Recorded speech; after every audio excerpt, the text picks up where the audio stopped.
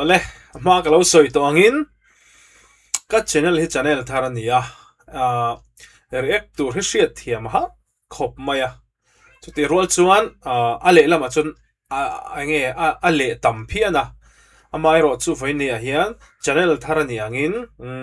subscribe kha khonga ita kamin lo me sakle turin ka ngen le chawni ti chuan mi zo zinga hian zais osang berte zinga mi zo zai thiam kan nei te zinga osang berte zinga mi taitea hei thlani kalta khan a hla hei ti chuaka keipon ka ngai thla to thawa amai ro chu ka channel hi soi to ang khan ka bultan chaw ni wangin tuna hen taite zai hi kan react ve don ani keipon zai thiam ka ti em le ka azai ka ngai thla na satania chu wang chuang kan en hawang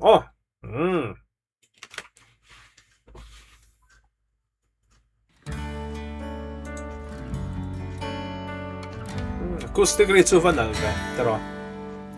Ching mit ka chin po in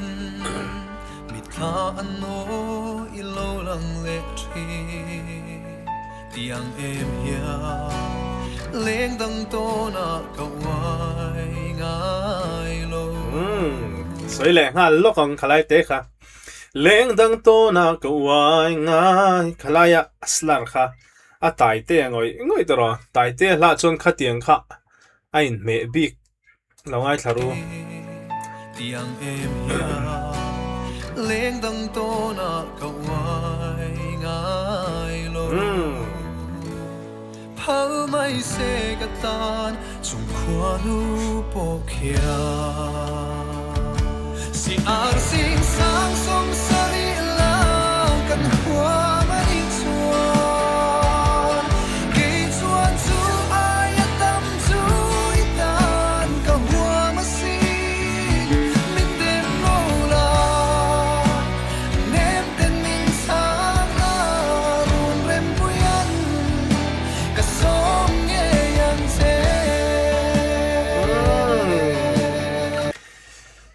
tai te zai hi chu hei osang de hi chu an tam ve thawani amai ro chu osang ringot ma se zai ngai thlak nuam lutuk lo te mayang ma se o chu sang khati ang kha a om theya ase tai te hi chu asanga hian ngai thlak ka nuama hei amu te hi mo asanga po ni se aset thiam thlatani chu wang chuanin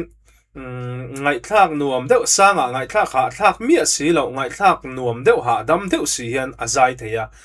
hei hi azai san ngor pi lama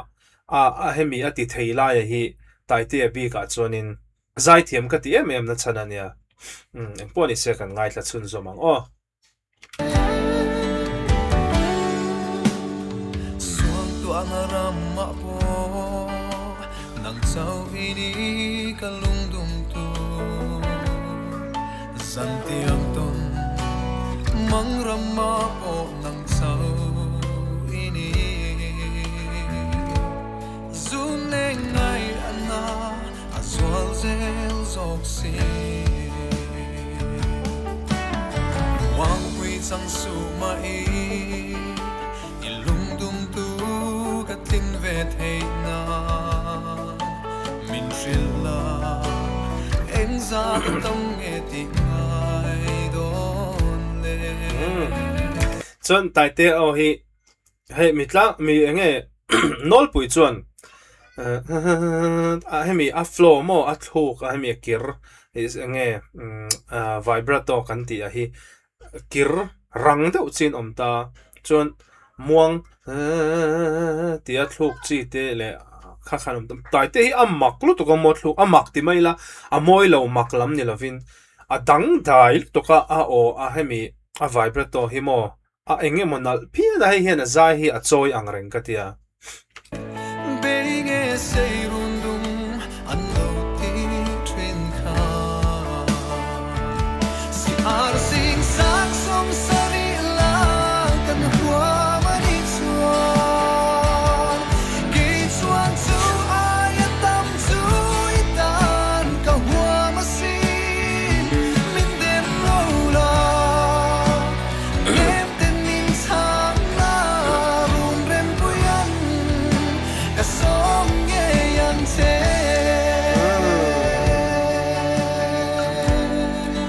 lok anot sang kha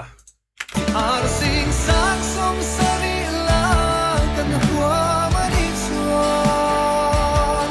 Kei chuan chu ai tam chu itan ka hua ma si ka ti non le na chan kher chu hei ke po hi niam lam ai chuan asang lam sak nuam ti chi hi kan ya ma se kan zai te chu hei asang a hian ngai thlak nuam lo a sak hei kan ke ma ang hi tung te khin mai tur khelo a sak ani kan zai hi mo ngai thlak a nuam lutuk lo ti mai ang te top mai asang a hian ma se tai te te chu an asang an on sa hi hei akang vok zel mai ni chu chu ngai thlak anom na le adang lam nei me manita atlin lawang ati lo thon ang kha om vak lo aron kang ngal vok zel lai hi ngai thlak ti nuam tu ani train in ka sia Min dem lo la Nem ten min sang la Run rem puyan Ka song nge yan che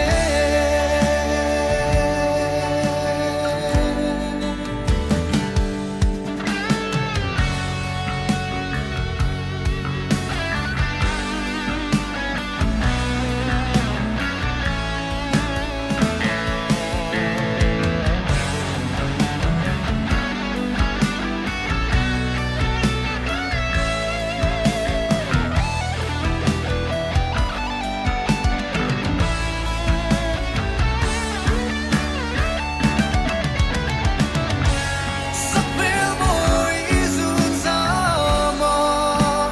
Dar tui iang in Ka luang ral zo ta zai sang sa thlia ni lo mo athiam ngai thlak ka nuam tlata Iang izun phur ze chu mo khalai ha sang som sari la kan hua mani chuan Arsing sang som sari la kan hua mani chuan kang le vok mel lo ngai tharu a Kei chuan chu ai tam chu itan ka hua ma sin Min dem lo la Nem ten min sang la Run rem puyan Ka song ye yan se Ka song ye yan se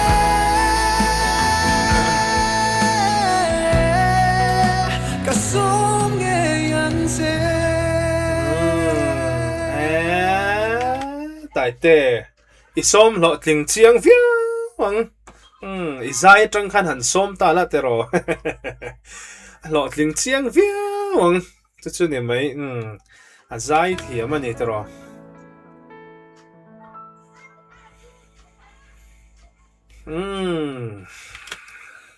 tai te hi chu icon like khan tlang deuhin ka hmu dan kan soi top ange icon like khan i azai thei ber ania ti kha chu a hriat sa kan chiang ta ma se icon like khan tai te hi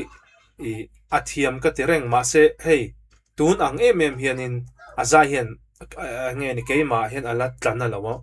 ka soi thin chu icon zo chi ase hei hi chu ala thiam tang ka ti ni a chan chu i icon like khan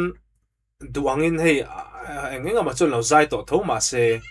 i ala mature tok lo nakha om ve tho ka tia chu ta chuanin ka soi zol nei pok ani chuang lawa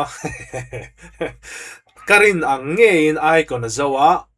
hun engemo chen ti khan an kal chho bek bek ka tu na hi chuan athiam dan hi hei enge afam kim to ani ti top mayang i azai ngai thla ka nuama a hnun to a asanga i ngai thla ka nuam em boka mason ber te zinga meaning ka hria tai te hi chumo azai ngai thla ka nuam tul boxi eng po ni se kan lain mu lawa tai te ne kan lain mu ngai turanga ale alo mo me ka channel te min lo en sak thina wangin ka lo ma subscribe le like te share te khamin lo ti sak sham turin ka ngen non le cheu ni